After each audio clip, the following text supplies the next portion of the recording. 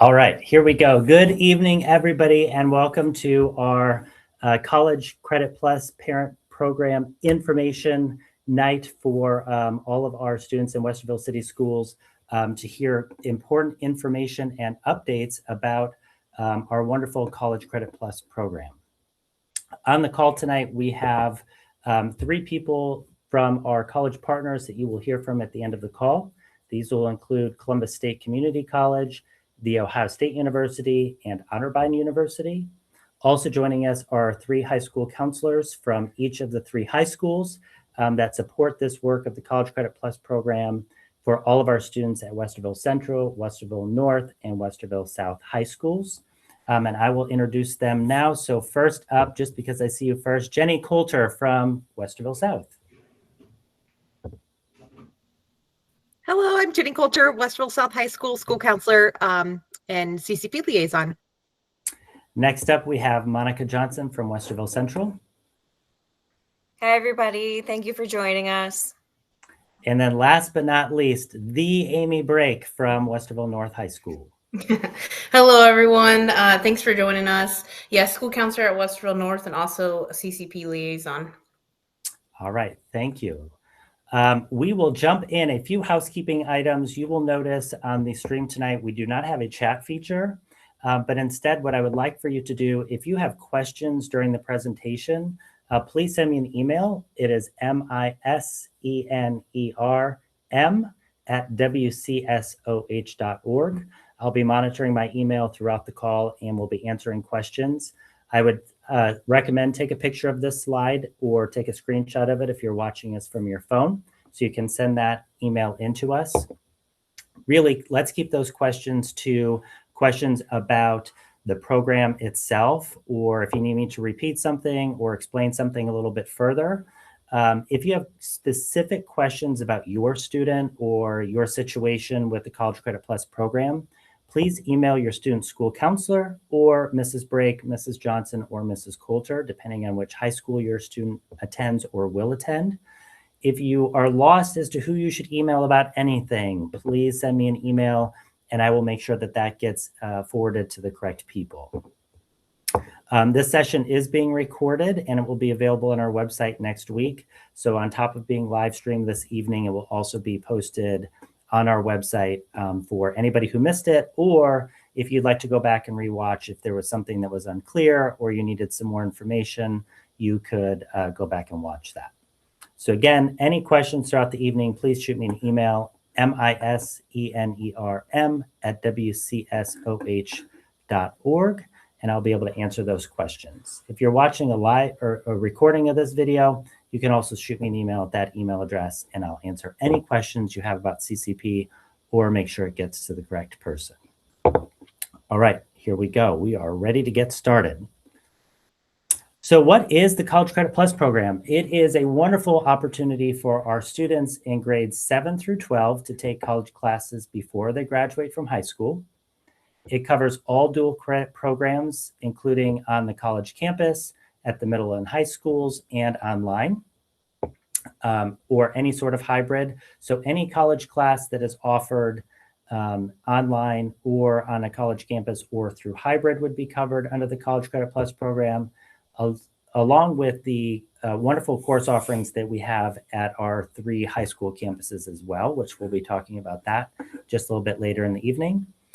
And it is important to note that all public colleges must participate in this program, but private colleges can choose to participate. So that is in the state law. It is a requirement that all public Ohio universities participate in the program and private colleges have the opportunity. It's also important to note that the College Credit Plus program only covers Ohio colleges and universities. So no schools from Florida or California or international schools. They must be based here in the state of Ohio. The benefits of the College Credit Plus program, there are many, but some of those include our students get to explore their post-secondary interests. So if they're thinking, I'm wanting to be a nurse or I want to go into construction management, they can take a variety of courses, college level courses for college credit while they're in high school and decide if that's really, truly a career path that they could see themselves doing or something that they are interested in. They get to take classes that aren't offered at their high school. Our college partners offer a variety of wonderful courses and programs that we're just not able to provide at a high school setting. So they get the opportunity to take a variety of courses outside of all the great programming we offer here at Westerville City Schools. They get exposure to college faculty and those college expectations. For those of us on the call tonight that have taken college level courses, we know that sometimes working with college faculty is very different than working with a high school faculty member. So it gives our students that opportunity to get exposure to those different expectations while we also get to support them through that. The college credits that they earn may transfer easily between public institutions within the state of Ohio. I say may because depending on how colleges are set up, they're ultimately the ones that decide which college credits they're going to accept from another college and what those credits would count for. But I will say we've seen over the years of me doing this, there's been a lot more alignment between the colleges accepting credits from other institutions. But it's a great opportunity if your student is thinking about going to Ohio University or Youngstown State or the University of Toledo, go Rockets. They could take classes through Columbus State or Ohio State or Otterbein right here locally and transfer those credits to the college that they ultimately want to go to. It also provides our students an opportunity to earn an industry recognized credential or be well on their way to earning one. We have a variety of students every year that graduate, for example, from our high school program, Health Pathway program, that take a series of College Credit Plus classes, take one more at Columbus State Community College, and they graduate with their clinical lab certificate from Columbus State Community College at the same time they're graduating from their high school program. So just some great opportunities of the program. A few things to keep in mind about the program. Students can earn up to 3 college credits maximum per academic year or 120 total credit hours. That does include their high school credits. The calculation is there on the screen for you, but it's really their 30 credit total bank that they could have available to them. And then we subtract the high school classes are each weighted at 3 credits, and those are subtracted, and that's how many college credit students can take.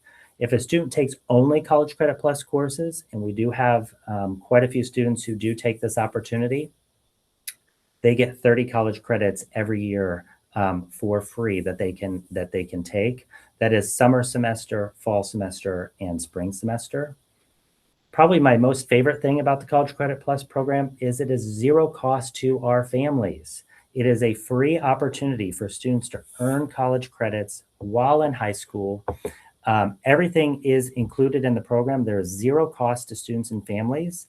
Textbooks are included. It is important to note these are property of the district, however. So if it is a college textbook that needs to be returned at the end of the year or semester, it does need to be returned to the college per the directions that we provide students at the end of each semester. If they don't turn that textbook in and they keep it, there is a fee for that. There is a fine that would be for the total cost of the book. So it's important that our students return those. Parking and transportation, those are not included in the program, but I know a lot of our college partners for our students that are attending college courses on campus do provide transportation or parking for our students. The one thing we never provide is transportation. So participation in this program would require students to be able to transport themselves or have reliable transportation to and from their high school or home to the college or university campus if they're choosing to take those classes on a college campus like Columbus State, Otterbein, or the Ohio State University. Successful completion of a College Credit Plus course is great because it allows students to earn 2 credits at the same time, hence the dual credit name. So they earn high school credit and they earn college credit. That there are the opportunity for our students to earn both of those credits, and they are transcribed on their high school transcript, And students also start generating a college transcript when they complete those courses through whichever college they're choosing to complete those. These courses are weighted. College Credit Plus courses are weighted. That weight is a 1.25 weight on the high school GPA. And it's important to note that the course must be at minimum 3 college credits to count for 1 high school credit. If it is 2 college credits, it is 0.67 high school credits. If it's a 1 credit hour class, it's a 0.33 college credit. If it's anything 3 or above, it just counts as 1 high school credit at that weight. It's also important to note that FERPA applies to college coursework. I'm going to pause here on this for a moment because I get this question a lot, and I get a lot of questions throughout the semester. So students and student records are protected under federal educational rights. At the time that a student is in any of the K-12, PK-12 setting, those rights are held with the parent. As soon as a student is accepted to and starts College Credit Plus coursework, those rights for that specific class transfer to the student. And what that means is, unlike a high school class where a parent could call in and conference with the teacher or ask questions or email and ask them, are they showing up to class? How are they doing in class? Or any concerns they have? They would not be able to do that unless their student waives their rights and waives those rights so that a specific person could be in contact with that instructor. We do have this a lot that happens where students will fill out a form and submit that to the college, which just is letting the college know that if my mom or dad wanted to speak to the instructor, they would be allowed to do so. But I do also want to note it is a college class and we are holding our students to higher expectations. So even though a student may waive their FERPA rights, they're still a critical part of that conversation. And in very, very rare circumstances would we ever meet with the college instructor, the parent, and not have the student in that conversation or leading that conversation.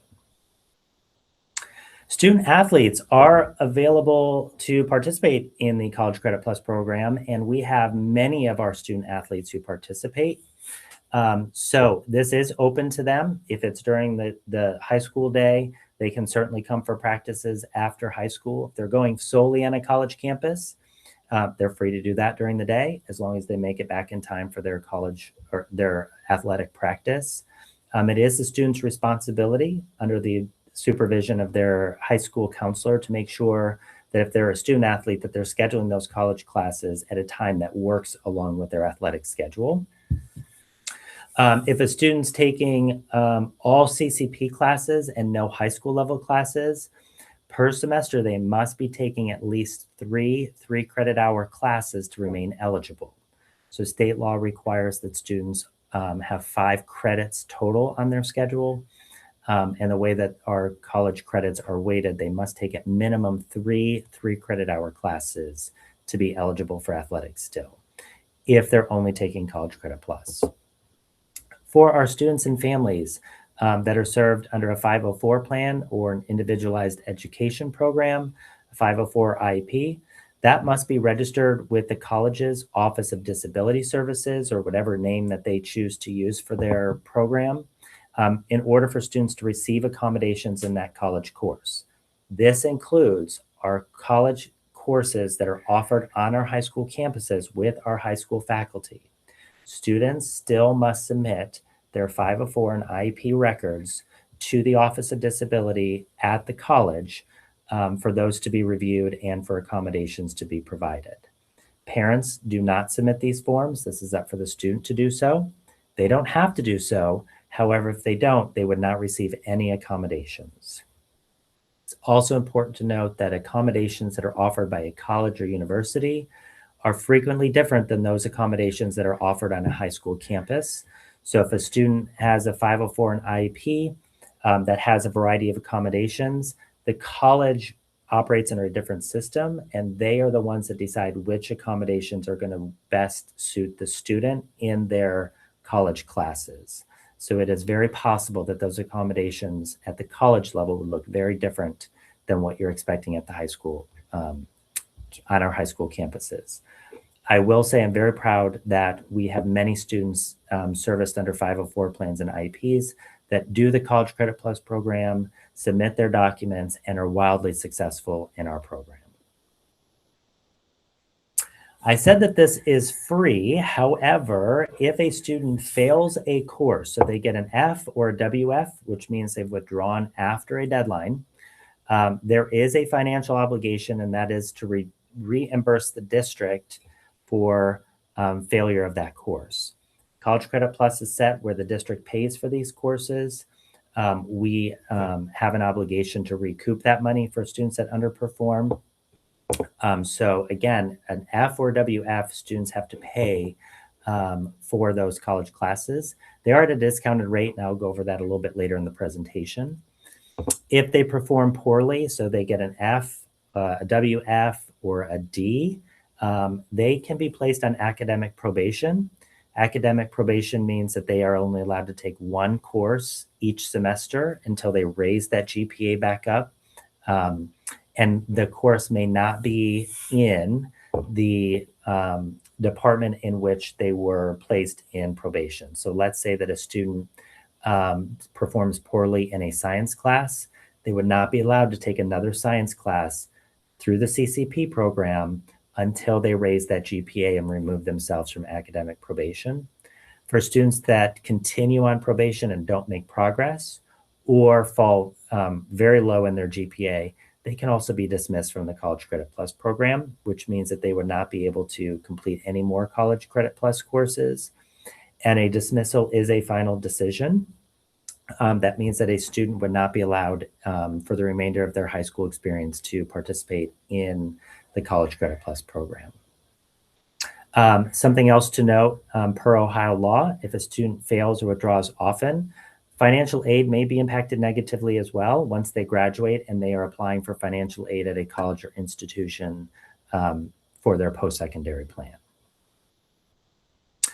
Our course offerings are wide in Westerville City Schools. So students can take CCP courses in subject areas that will satisfy all of our graduation requirements. So they can take math classes and English classes. They can take specific courses for a trade program.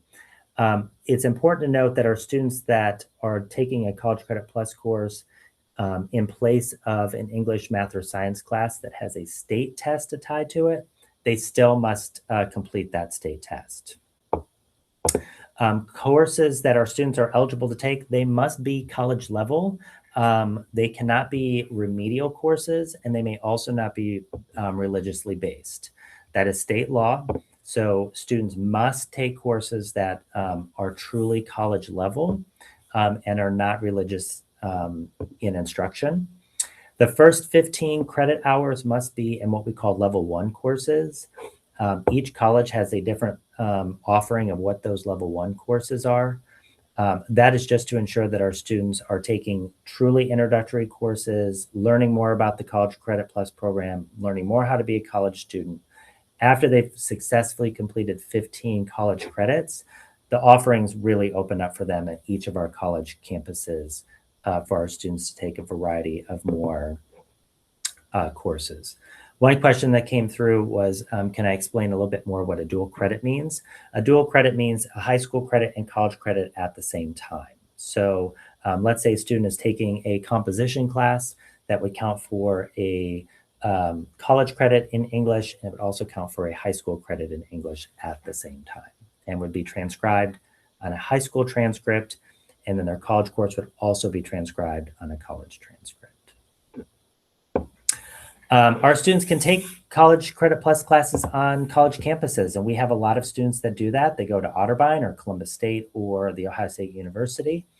It's important to note, just like for their traditional students, non-CCP students, enrollment in courses are not guaranteed. Our college partners around the state do not hold specific numbers for College Credit Plus students.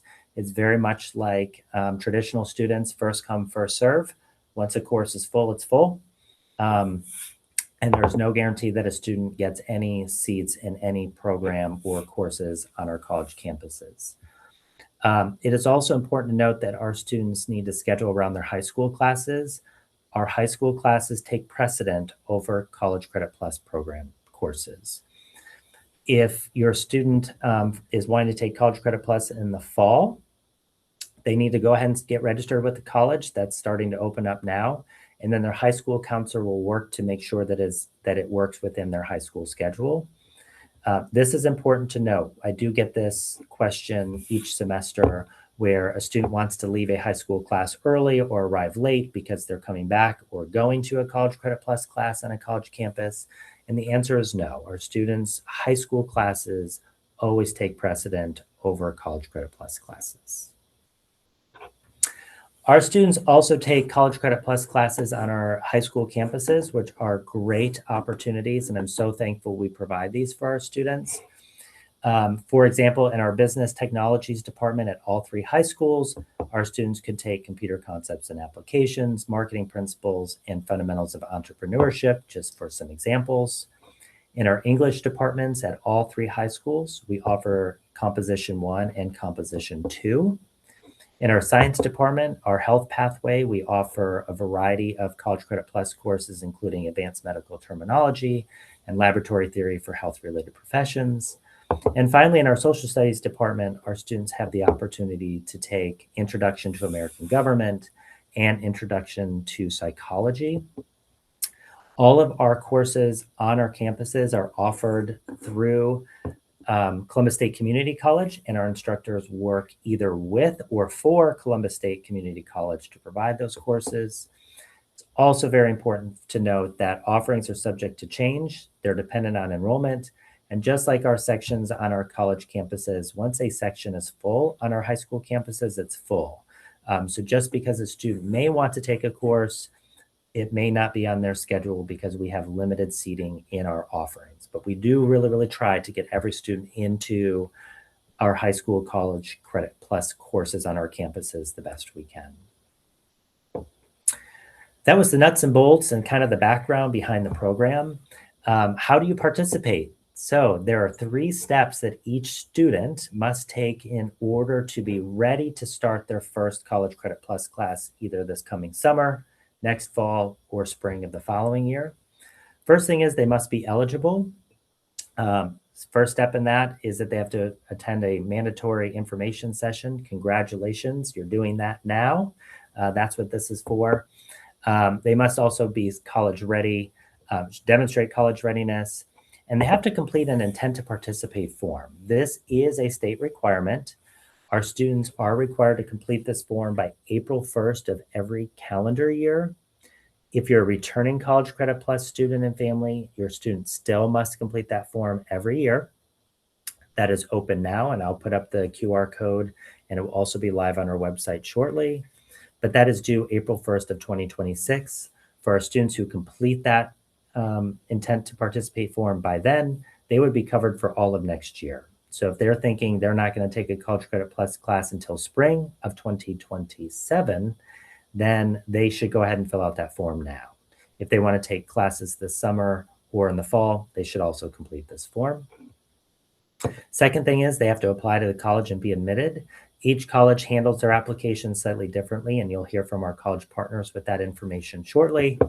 But students must apply to the college and be accepted to the college. So just because they're identifying they want to be a College Credit Plus student does not mean that they get guaranteed admission to any of our college partners. Please pay close attention to deadlines. Our college partners are going to share these important deadlines. Each college, again, has different deadlines.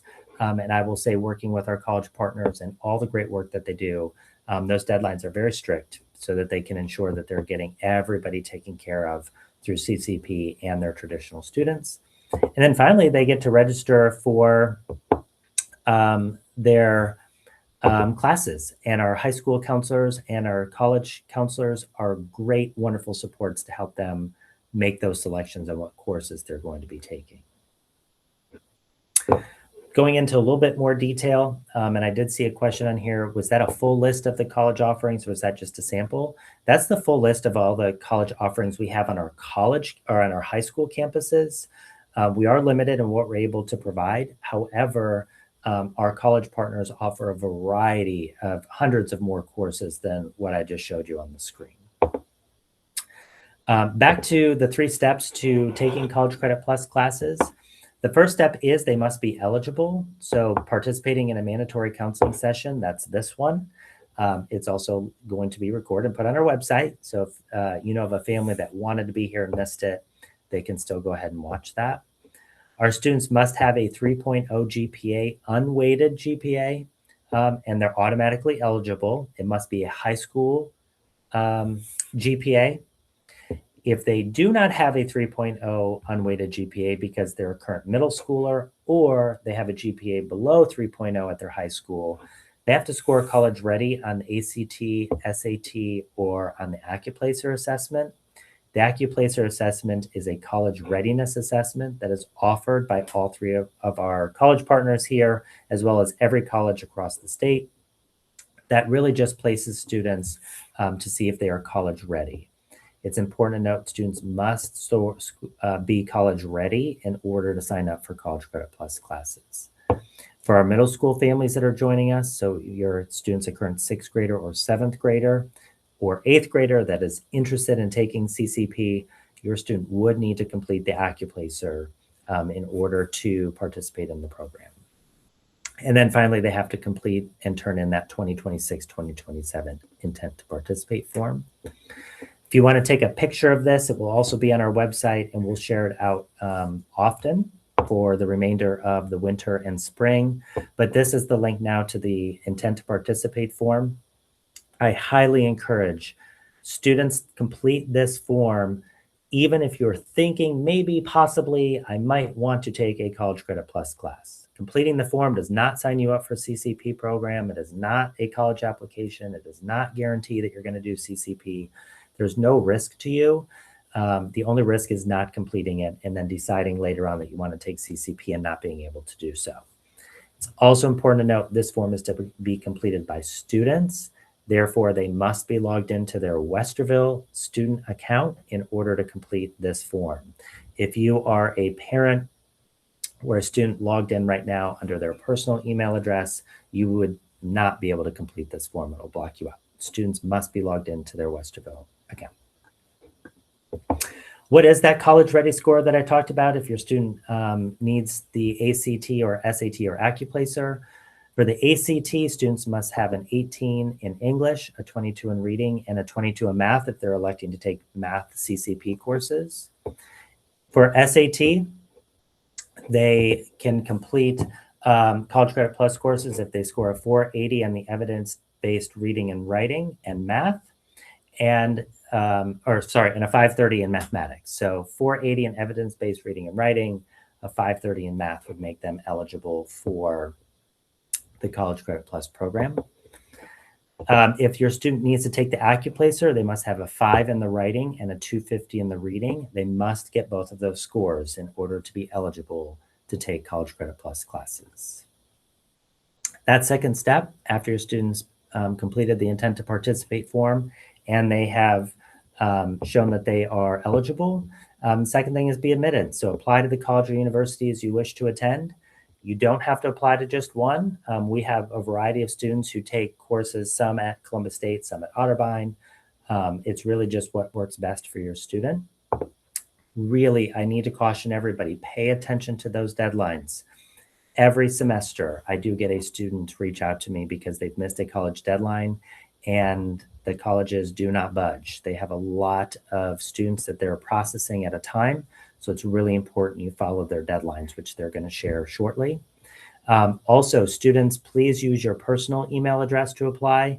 If you use your Westerville City School student account, you cannot receive emails from outside of the district. So they're going to keep trying to email you and you will not be able to receive their email. So please use your personal email. Also, like I said earlier, each college university has different admissions processes and requirements for each institution. I just had a question come in. Do students need to apply every year if they're a returning student? They do not need to apply to the college every year, but they do need to complete that intent to participate form. So intent to participate form is due every year, regardless if you're a returning or a brand new CCP student.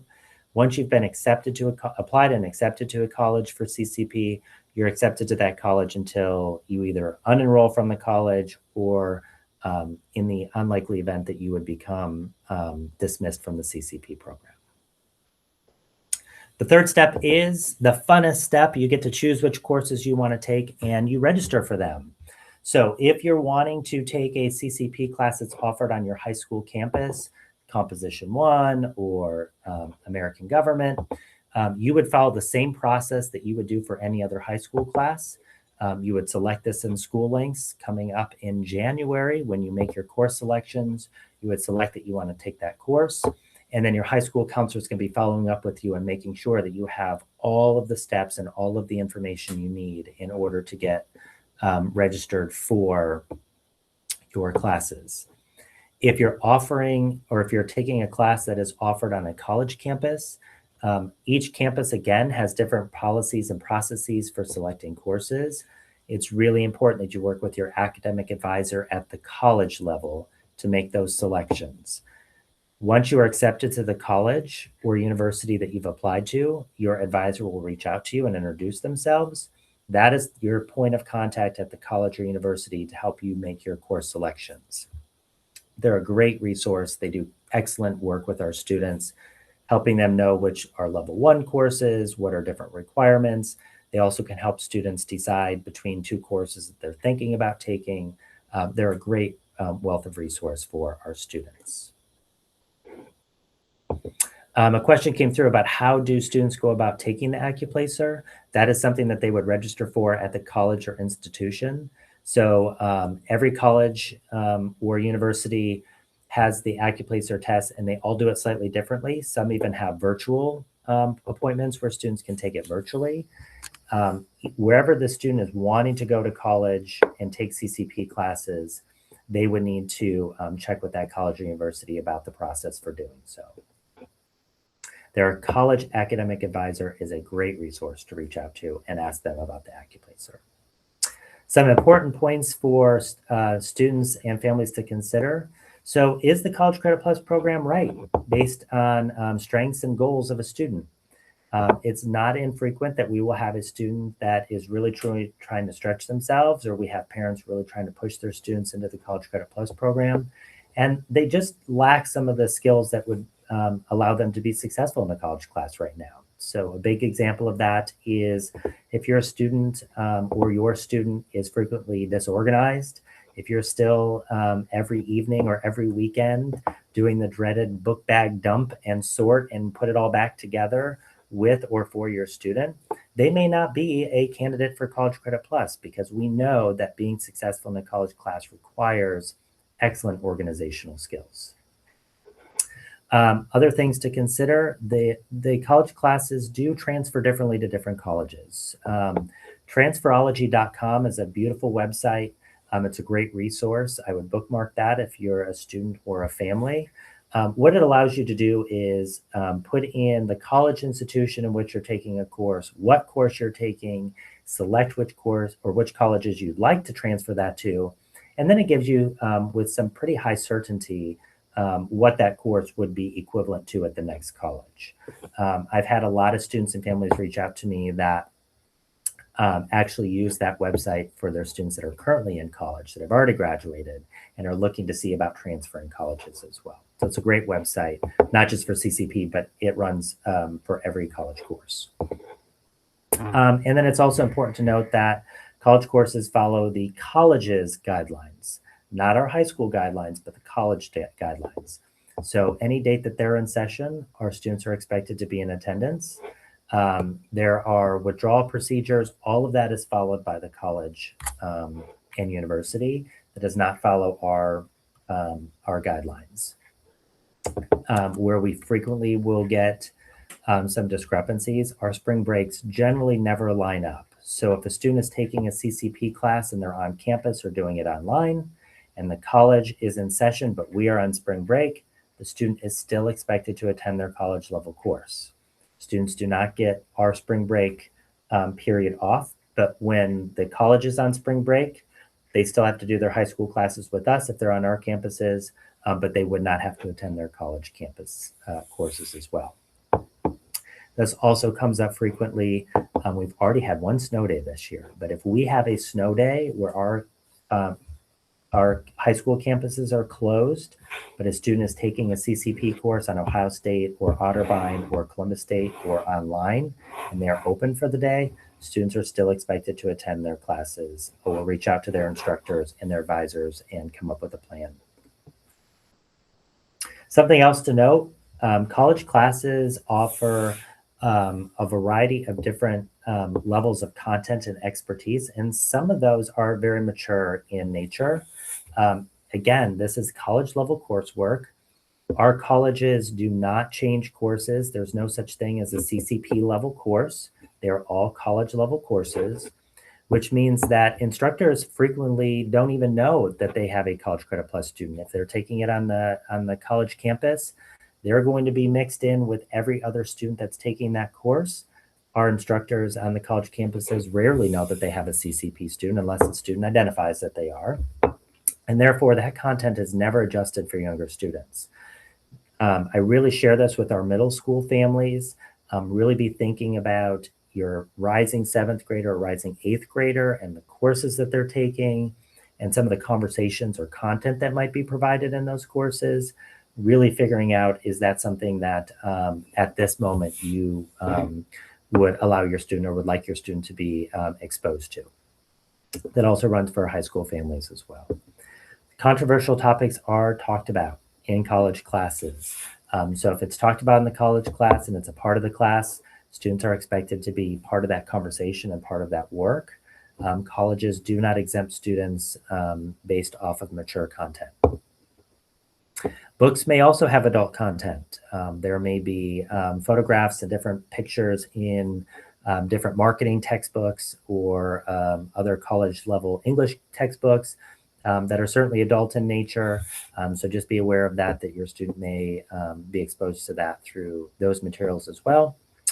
Discussions, both online and in class, they may have adult content as well. So be aware of that your student may be responsible for communicating with their peers in their college level class or discussion board, and some of those may be adult content related.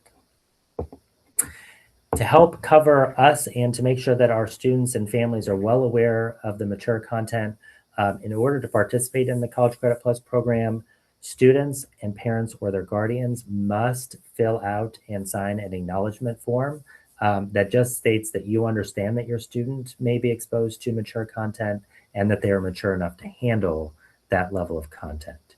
If you are not ready for your student or you're concerned about your student being exposed to something in a CCP class, certainly you could reach out to me. You could reach out to their college advisor before the class gets started. But if you don't think that your student's quite ready to handle that level of content, pause on taking CCP classes. So this is just the legal disclaimer. This is in state law, that our students could be exposed to things like graphic content, explicit content, violent, and things sexual in nature. It is not modified for our students based on them being a CCP student. In addition to the acknowledgement form, our students and parents must also complete a permission slip. And then our students must submit survey questions that just say that they're ready to handle college level coursework. So there's really 3 forms that must be completed for every CCP student: intent to participate form, the acknowledgement form / permission slip, and then finally the student survey that must be submitted to each college. All right, you all just got to listen to me for a real long time. So I'm going to hand it over to our college partners. And before I do so, I just want to give a shout out to them. Ohio State University, Columbus State Community College, and Otterbein University are excellent partners for our students. They take great care of our students on their college campuses. They take great care of our students online, and they take great care of our students that are on our high school campuses. We could not ask for 3 better local college partners. The reason we invited these 3 is this is where the majority of our students attend their CCP classes. So we wanted you to hear directly from them about requirements and a little bit more about their program. So on the call with us tonight will be Amber Spiegel from Columbus State Community College. It is not Mark Moffett, sorry, Lori Wilhelm. It's Lori Wilhelm at Otterbein University. And then the Kelly Reeve-Linkhoff from the Ohio State University will be talking to us about their program as well. All right, to start us off, Amber Spiegel from Columbus State Community College. Hi, everyone. My name's Amber. I am actually filling in tonight for Lakeisha Swinton, who is Westerville's regional coordinator for Columbus State. So when you start going through those enrollment steps, Lakeisha is going to be the one working with your students. But I have worked with Westerville for a number of years, so I was happy to come back and join you guys this evening. We're just going to run through the steps to participate in CCP for Columbus State. There are some changes coming with the way that our enrollment process works starting in the fall 2026 semester. But for right now, these steps are going to be very similar. So your students will apply to the college. When they go to apply, there's going to be 2 CCP applications available. One is going to be noted as the spring 2026 and summer 2026 application. So if your CCP student is thinking of taking any summer classes or spring courses, they're going to complete that application. If they're planning to not start taking any courses until autumn 2026, they'll complete the autumn application. And that one is going to be in our new system. So Columbus State's in the process of switching over to a new system called Workday. There are some things coming with that that's going to open up a lot of new amazing features for students. But until it's fully up and running, we are working with 2 applications, and there is some delay in those things. So once your student applies, they're going to get a notice to discover their username and password. That's something they're going to need in order to submit those required forms that Matt was talking about, the questionnaire form and the permission slip.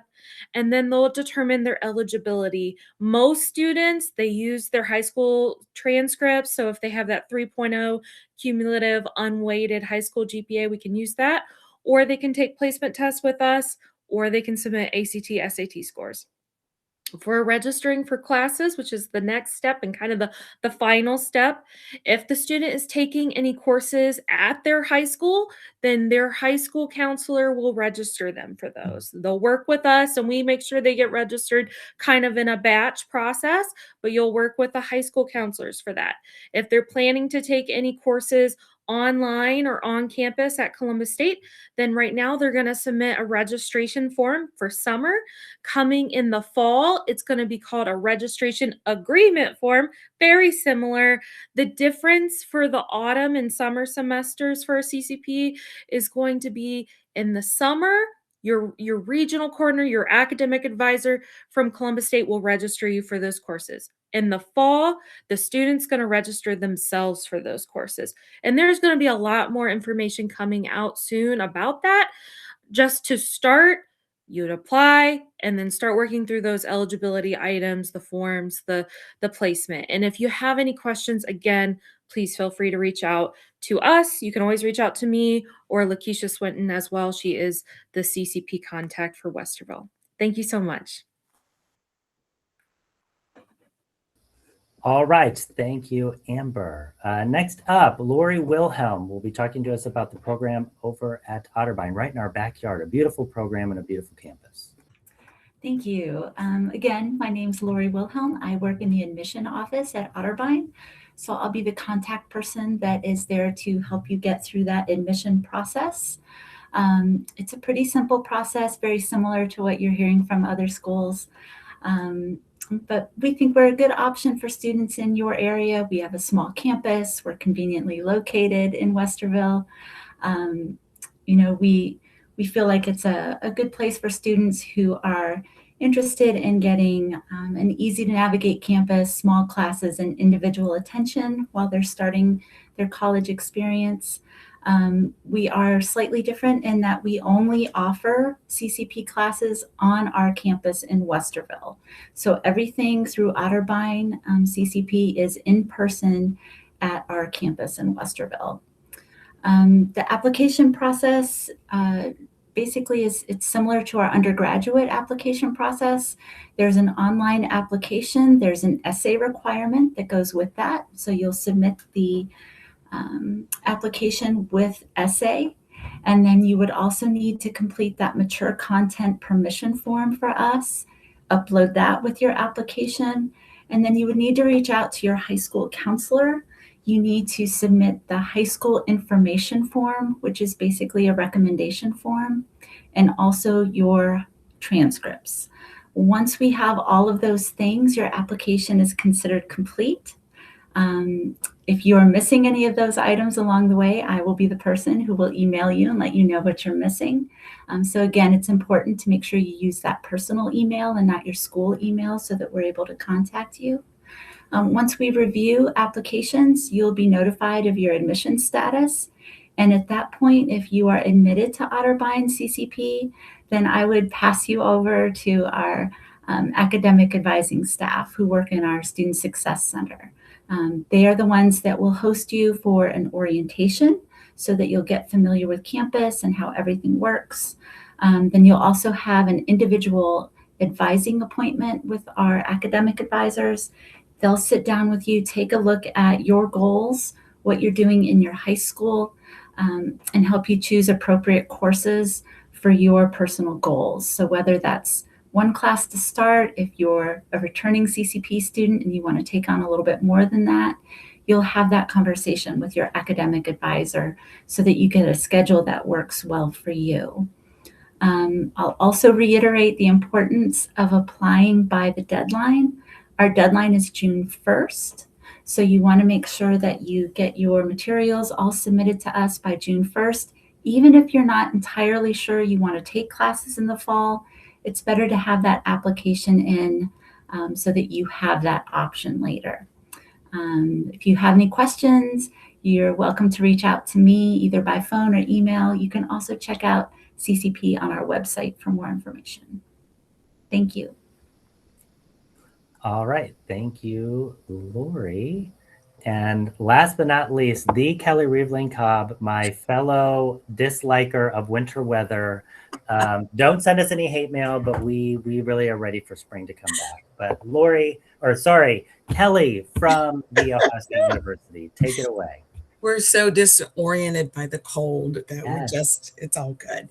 Yeah. Hi, everyone. My name is Kelly Reveling Cobb, and I am with the CCP office at the Ohio State University Columbus campus. And I want to share just a little bit with you about our program and provide the websites that you might need to look at once this presentation is over. First of all, the CCP program at Ohio State is also known as the OSU Academy. You'll hear those terms used interchangeably. They mean the same thing. We are the CCP program for the university. Also, we have CCP on all 6 of our campuses across the state. Students that are within the 30 miles of those particular campuses can take those courses on those campuses. It's important to note that, like Lori said, we only offer courses on campus or online. So we're not in any school buildings at this point in time. But the good thing is we offer a wide variety of courses for students to explore. We've got over 200 majors. So if you can do the math on that, you know that there are a lot of courses available. Even with level 1 courses, we have more than 200 of those.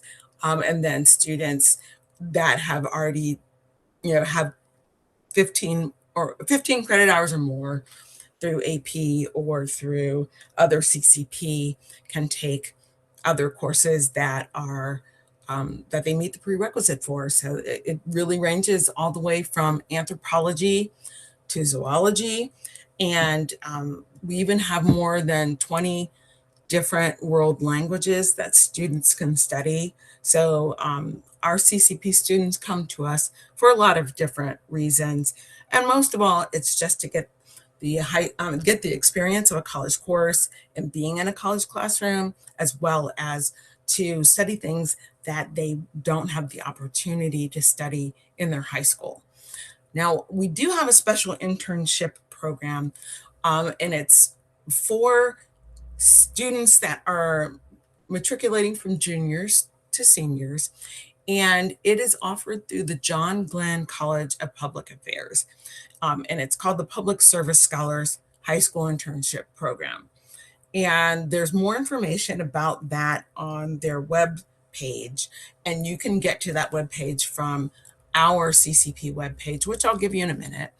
But the cool thing about it is people or students who are interested in exploring public affairs, government, public service, nonprofit, any kind of policy making, anything, can get the opportunity to earn credit for an internship that they're in, as well as the one course that they would take to be able to like get the academic side of public affairs. And they would get 6 credit hours total for that experience. So if you have a student, or if you are a student who's interested in knowing a little bit more about public affairs, what that means, and how you might be able to get some experience and also get some academic experience, you can go to our website, or you can go to the Glenn website, which is Glenn, as in John Glenn, glenn.osu.edu, and look under the undergraduate programs. And then under that will be the high school programs.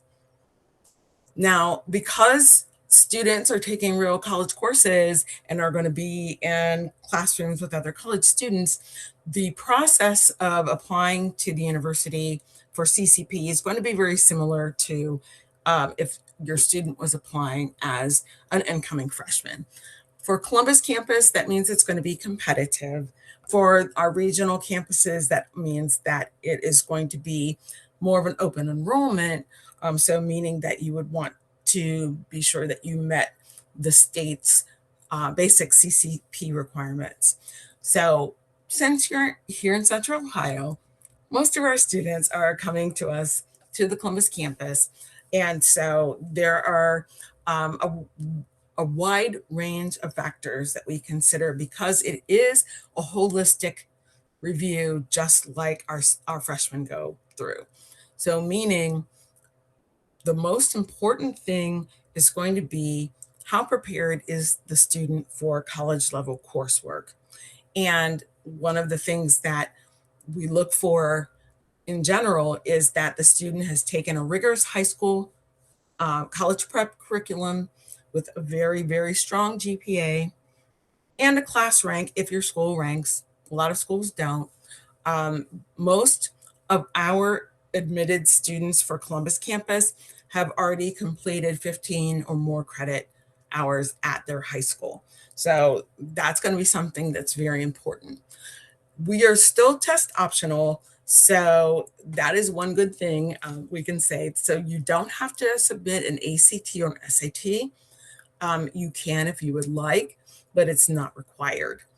If you do submit them, you can submit them either through if they're on your transcript, or if you have a score report, you can send that to us.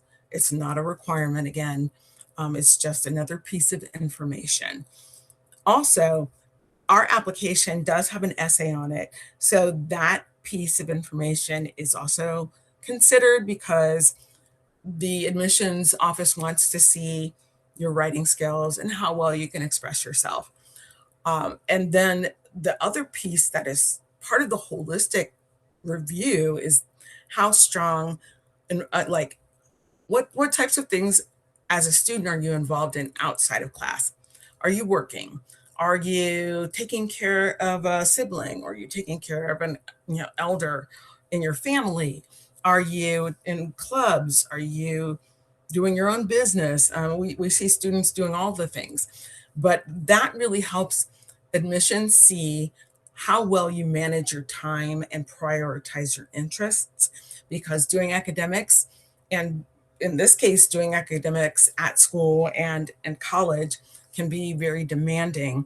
And if your student is already doing that via their extracurriculars or working or what have you, it shows that they have the readiness to move on to higher level academics.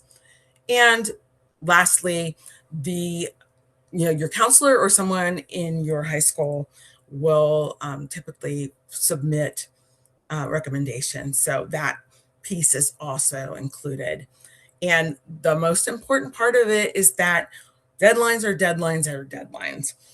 We receive, I believe it was like over, 1,000 applications each semester. So it's quite a lot. And so in order to make sure that you as a student or your student is considered in their fullness, we need to make sure that you follow the deadlines. So summer deadline is coming up before we know it. February 1st is the deadline to submit your documents. So the application's online, and your counselor would submit your transcript, and there's a form that they also submit. And then as the student, you would also submit your mature content permission slip by February 1st. If you as a student are applying for fall, the deadline is May 1st. And if you as a student are applying for spring, the deadline would be October 15th. And all of this is on our website.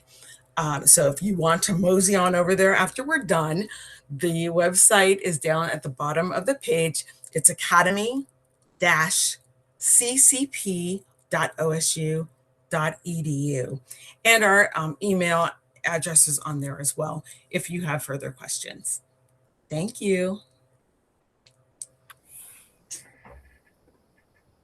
All right. Thank you, Kelly. And then thank you, Lori, for information about Otterbein. And then thank you for Amber Spiegel at Columbus State talking to us about the wonderful programs at all three of those college institutions.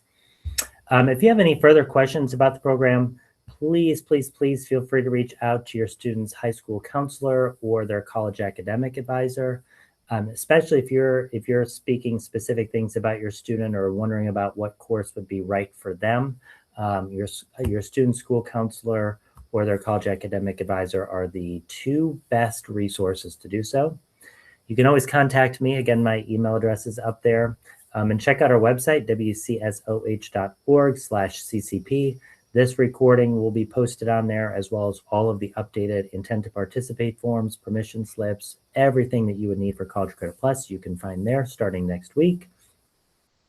And if you have questions about the program and the legal sides of it, or any of the requirements from the State Department of Education, you can visit the Ohio Board of Ohio Education FAQ page for College Credit Plus at ohiohighered.org/CCP.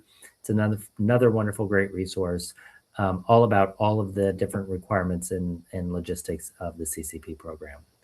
At this time, this does conclude our information night. Again, please feel free to reach out to your student's school counselor, their college academic advisor, or myself with any questions about the CCP program. One final thank you to our three high school counselors, Amy Brake over at Westerville North, Monica Johnson up at Westerville Central, and Jenny Coulter down at Westerville South, along with Amber Spiegel from Columbus State Community College, Kelly Reveling-Cobb from The Ohio State University, and Lori Wilhelm from Otterbein University.